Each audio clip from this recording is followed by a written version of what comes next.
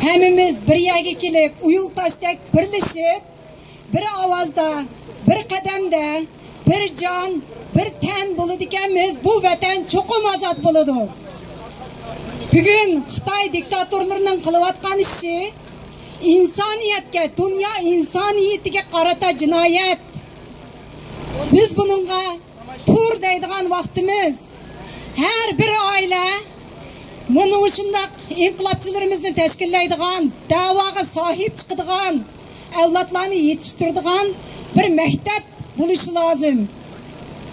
Bu vatan hammamizning, bu da'vo hammamizning, hammamiz sahip chiqishimiz kerak. What the Chinese government doing today is the crime against the humanity.